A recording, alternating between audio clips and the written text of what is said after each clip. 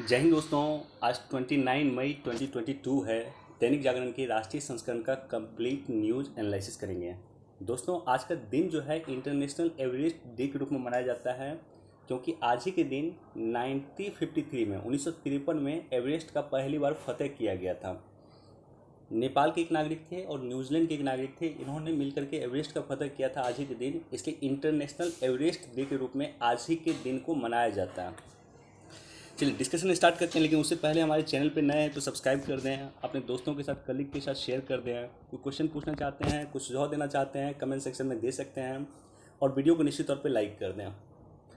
First page पे जो ये न्यूज़ है, ये न्यूज़ अपने आप में काफ़ी इम्पॉर्टेंट न्यूज़ है। देश भर में फैले ड्रग तस्करों के एक बड़े रैकेट का भंडाफोड़ किया गया है और लगभग 11 तस्करों को गिरफ्तार किया गया। खास बात यह है कि 11 तस्कर में से 7 तस्कर महिलाएं हैं और उन 7 तस्कर में 4 अफ्रीकी महिलाएं भी शामिल हैं। तो अफ्रीका के लोग भी कहीं ना कहीं ड्रग तस्करी में इन्वॉल्व हैं। भारत में इसको लेकर के एनसीबी को आउटपुट मिला था और एनसीबी में छापा मार करके जो है इस तरह का कार्य किया है। ड्रग तस्करी के रैकेट का भंडाफोड़ किया। लगभग 40 करोड़ रुपए का ये ड्रग्स हैं, तो अच्छा खासा अमाउंट का ये ड्रग्स हैं। देखिए, एनसीबी एक बार फिर से चर्चा में रह गया है, तो एनसीबी के बारे में थोड़ा बेसिक ज़रूर हम लोग डिस्कस करेंगे। एनसीबी का मतलब होता है नारकोटिक्स कंट्रोल ऑफ ब्यूरो। जितना भी ड्रग्स में ड्रग्स वगैरह हो रहा है, अफीम होता है, कोकीन होता है या अन्य चीज़ें होती हैं, इसको रेगुलेट करने का बेसिकली काम, इस पर कार्रवाई करने का काम एनसीबी करती है, नारकोटिक्स कंट्रोल ब्यूरो करती है। पूरा नाम है इस एक्ट का, जो एक्ट आया था, जिस एक्ट के द्वारा एनसीबी की स्थापना हुई है, उस एक्ट का नाम है narcotics drug and psychotropic substance act 1985। Narcotics drugs and psychotropic substance act 1985 के द्वारा 1986 में एनसीबी की स्थापना किया गया था। गृह मंत्रालय का दिन बेसिकली ये कार्य करता है। इसका मुख्यालय हेडक्वार्टर नई दिल्ली में है और उसके क्षेत्रीय कार्यालय जो है मुंबई, इंदौर, कोलकाता, दिल्ली, चेन्नई, लखनऊ, जोधपुर, चंडीगढ़, जम्मू, अहमदाबाद, गुवाहाटी, बेंगलुरु और पटना में भी इसका क्षेत्रीय कार्यालय अवस्थित है। इसका मुख्य काम है मादक पदार्थों की तस्करी को रोक लगाना। यह देश के सीमांत क्षेत्रों पर नजर रखती है ताकि विदेशी तस्करों की गतिविधियों को सीमा पे ही नियंत्रित किया जा सके।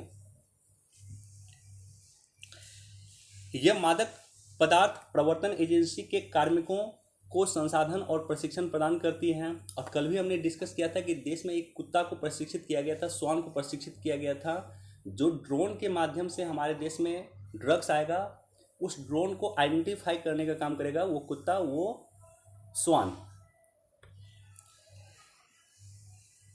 तो ये सब बेसिक इन्फॉर्मेशन है। नारकोटिक्स कंट्रोल ब्यूरो के जो भी डायरेक्टर है सत्य प्रकाश प्रधान है, एसपी प्रधान वर्तमान में इसके डायरेक्टर है। सत्य प्रकाश प्रधान वर्तमान में एनसीबी के डायरेक्टर हैं।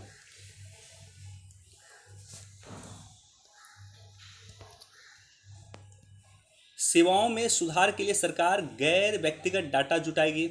इसको एक बार आप लोग देख लीजिएगा, ये भी एग्जाम पर्सपेक्टिव से इंपॉर्टेंट है।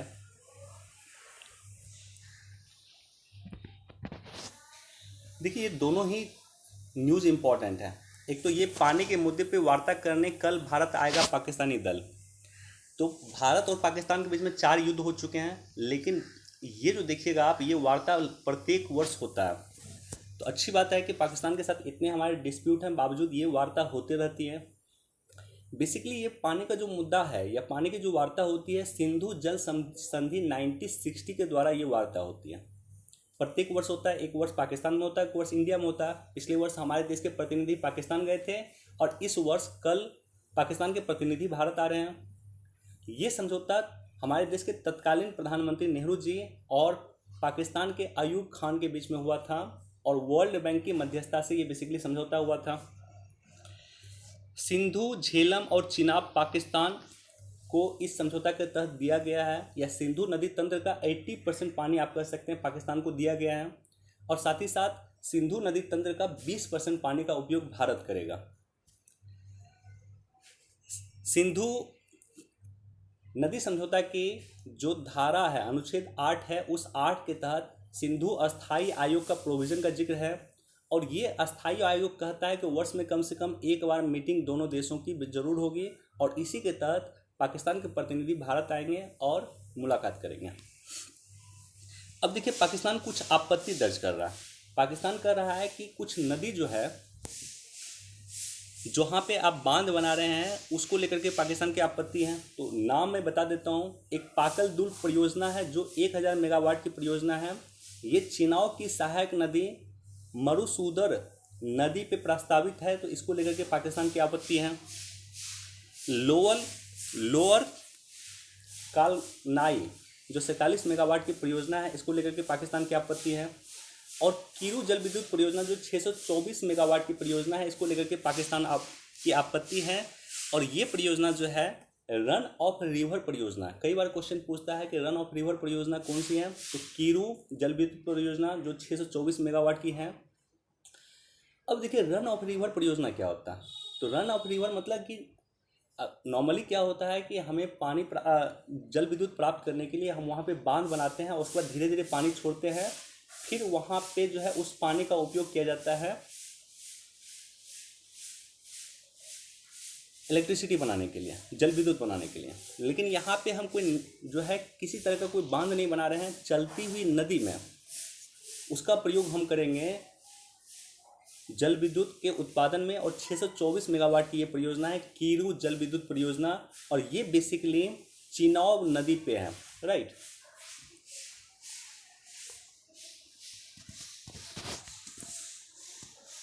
दिव्यांग बच्चों के साथ दुर्व्यवहार पे इंडिगो एयरलाइंस पे 5 लाख रुपए का जुर्माना क्यों लगाया है? क्योंकि इंडिगो एयरलाइंस ने एक जो बच्चा था वो बच्चा दिव्यांग बच्चा था और उसको चढ़ाने से इनकार कर दिया, तो इसलिए ये 5 लाख रुपए का जुर्माना जो है विमानन नियामक जो अथॉरिटी है इंडिया में उन्होंने लगाया, जो विमानन को रेगुलेट करने का काम करती है।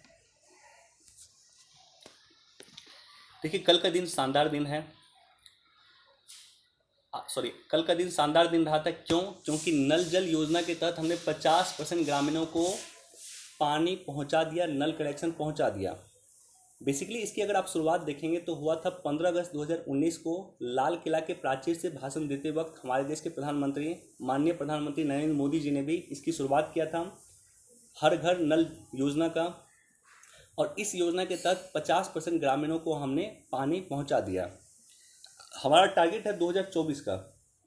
2024 का टारगेट हमारा है कि 2024 तक हम 19.32 करोड़ परिवारों को, यहाँ पे दिया हुआ डाटा 19.32 करोड़ परिवारों को जो है नल कनेक्शन दे देंगे, नल के माध्यम से उन्हें पानी मिलेगा।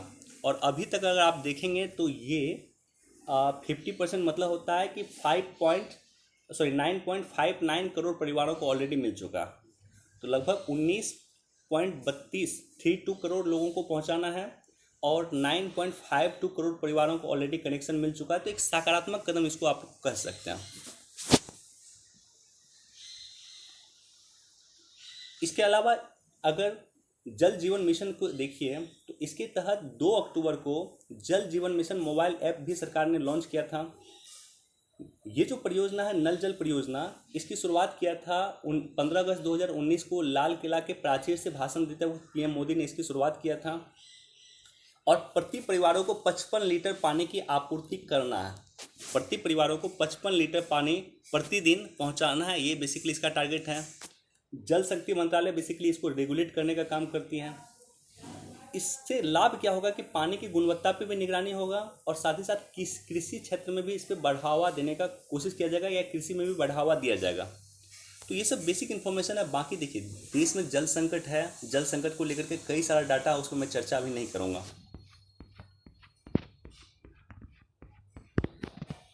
इसको एक बार पढ़ लीजिएगा। ड्रोन महोत्सव कल ऑलरेडी हुआ है, परसों भी था। दिल्ली में अभी ड्रोन मेला लगा है, भारत का सबसे बड़ा ड्रोन मेला लगा है दिल्ली के प्रगति मैदान में, तो उसी के बारे में यहाँ पे जिक्र किया गया। नैनो यूरिया आने से फर्टिलाइजर में आत्मनिर्भरता की ओर बढ़ेंगे पीएम मोदी। विश्व का पहला नैनो यूरिया उत्पादन केंद्र की शुरुआत पीएम मोदी ने गांधीनगर में किया है और वहाँ पे ये प्लांट लगा है। बेसिकली नैनो यूरिया का डेवलप किया था इफ्को ने। इफ्को जो है हमारे देश के एक सहकारी संस्थान है इफ्को, इसने नैनो यूरिया को डेवलप किया था। Indian farmer fertiliser cooperative organisation basically इसका नाम है। ₹3200 जो है ये प्रति बोरी जो भारत सरकार यूरिया पे सब्सिडी देती है, और डीपीटी पे देती है 2500 करोड़ रुपया, 25 रुपया, सॉरी, ₹3200 जो है, देखिए, प्रति बोरी सब्सिडी देती है भारत सरकार यूरिया पे, यूरिया की एक बोरी पे, और ₹2500 भारत सरकार सब्सिडी देती है डीपीटी के एक बोरी पे। तो कम से कम ये तो बचत हो पाएगा ना। तो इससे लाभ क्या होगा कि हमारी जो सब्सिडी में अच्छा खासा खर्चा होता था यूरिया पे, वो बचेगा, पहला लाभ होगा। दूसरा है कि विदेशों से जो हम यूरिया मंगाते थे वो बनाना बंद होगा, इससे क्या होगा कि फॉरेक्स रिजर्व हमारा बचेगा।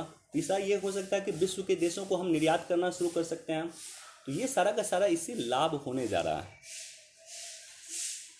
नामीबिया से चीतों को लाने की पूरी तैयारी, ऑलरेडी कई बार हमने डिस्कस किया है कि नामीबिया से भारत सरकार चीते मंगा रही है। इसको भी एक बार देख सकते हैं। एक्ट ईस्ट और नेबरहुड फर्स्ट नीतियों के होंगे दूरगामी परिणाम। तो हमारे देश के विदेश मंत्री गुवाहाटी में थे, वहाँ पे संबोधन के दौरान उन्होंने कहा है, और वैसे भी जो नॉर्थ ईस्ट का हमारा क्षेत्र है वो हमें कहा जाता है कि एक्ट ईस्ट नीति का भारत का आधार स्तंभ है नॉर्थ ईस्ट का क्षेत्र, क्योंकि नॉर्थ ईस्ट के माध्यम से एक्ट ईस्ट को रेगुलेट किया जा सकता है, क्रियान्वित किया जा सकता है, और जो है आसियान के देश हैं उससे कनेक्टिविटी हमारा नॉर्थ ईस्ट के माध्यम से ही हो सकता है। इसलिए नॉर्थ ईस्ट को हम लोग आधार स्तंभ मानते हैं आसियान का। बाकी इस टॉपिक पे भी कई बार डिस्कस मैंने किया है, तो आज मैं डिटेल से डिस्कस नहीं करूंगा, समय की कमी है थोड़ी।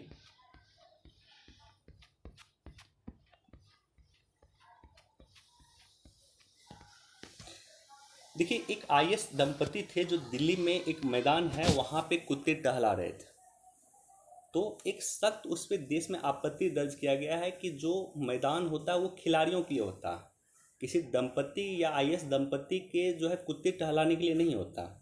तो इसलिए जो है आईएएस दंपति में जो है जो मेल थे, पुरुष थे, उनका ट्रांसफ़र कर दिया गया है आपको लद्दाख में, और महिला के ट्रांसफ़र कर दिया गया है अरुणाचल प्रदेश में। तो काफ़ी बड़ी उनको दंड दिया गया, और निश्चित तौर पे लोगों को भी सबक सीखने की आवश्यकता होती है कि जो हमारा खेल का मैदान है, जो हमारा स्टेडियम है, उसको खिलाड़ी को पूरी तरह से देना चाहिए, उसे किसी आईएएस दंपति के कुत्ते ठहराने के लिए नहीं दिया जाना चाहिए।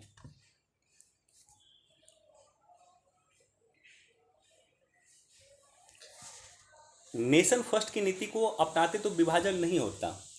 देखिए, आज वीर सावरकर जी की जयंती है, और उसी के जयंती के अवसर पे एक किताब का विमोचन किया गया है। तो बस ये याद रखिएगा कि आज 29 तारीख को वीर सावरकर की भी जयंती है।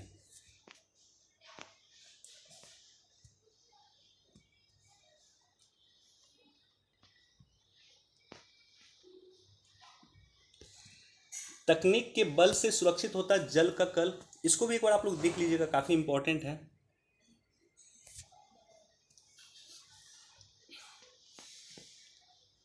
एक बार पढ़ सकते हैं, केवल यासीन को सजा मिलना पर्याप्त नहीं, एक बार पढ़ सकते हैं। संजय गुप्त जी हैं, दैनिक जागरण के जो है एडिटोरियल इन चीफ हैं, सॉरी संपादक हैं, तो इनका एडिटोरियल है, एक बार इसको आप लोग पढ़ सकते हैं।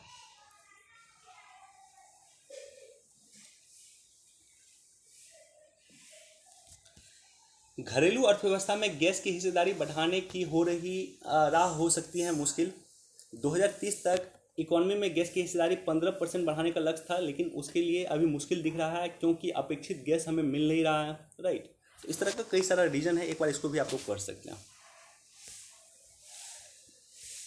एलन मस्क ने कहा कि टेस्ला भारत में नहीं बनाएगी कार। देखिए, एलन मस्क जो है चाहता था कि कुछ सरकार छूट दे, ताकि टेस्ला कंपनी भारत में अपना मैन्युफैक्चरिंग हब लगा सके या मैन्युफैक्चरिंग प्लांट लगा सके, लेकिन उस तरह का छूट भारत सरकार ने एलन मस्क को नहीं दिया है, इसलिए अब ये प्लांट भारत में नहीं लगेगा, ये इनका कहना है।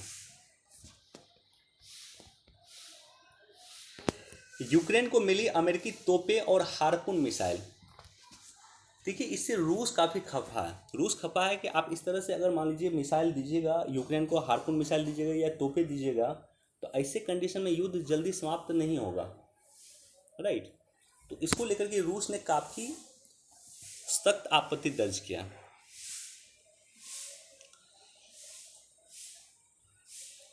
अफगानिस्तान की आधी से ज़्यादा आबादी वैश्विक मदद पर निर्भर, निश्चित तौर पे संयुक्त राष्ट्र शरणार्थी आयोग ने ये कहा है कि आधी से आबादी ज़्यादा पाकिस्तान अफगानिस्तान की वो जो है वैश्विक एड पे निर्भर है। और हमने भी, भारत ने 50,000 टन गेहूं के एक्सपोर्ट का जो है निर्णय लिया है। या गेहूं के एक्सपोर्ट नहीं कहूँगा, लेकिन गेहूं के ऐड का निर्णय लिया। चूँकि एक्सपोर्ट करते हैं तो हम पैसा लेते हैं, ऐड करते हैं, ऐड देते हैं तो हमको पैसा नहीं लेते हैं।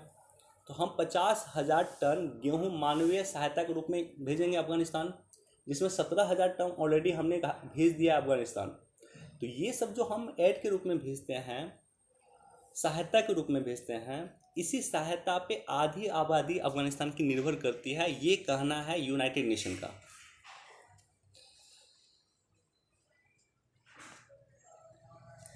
देखिए यहाँ पे दिया हुआ जो फर्स्ट पेज पे मैं डिस्कस कर रहा था कि आज ही के दिन नेपाल के तेंजिंग नोर्गे और न्यूजीलैंड के एडमंड हिलेरी ने माउंट एवरेस्ट को फतह किया था, इसलिए आज अंतर्राष्ट्रीय एवरेस्ट दिवस के रूप में मनाया जाता है। तो बेसिक इन्फॉर्मेशन है दोस्तों, इतना इन्फॉर्मेशन है। बाकी आप लोग पढ़ लीजिएगा, समय की कमी आज मैं डिटेल में एनालिसिस नहीं कर पाया, लेकिन जो न्यूज़ को मैंने टिक कर दिया है उसे आप लोग ज़रूर पढ़ लीजिएगा, डिटेल में पढ़ लीजिएगा। बाकी कल हम लोग डिटेल में डिस्कस करेंगे। वीडियो देखने के लिए धन्यवाद। Thank you so much.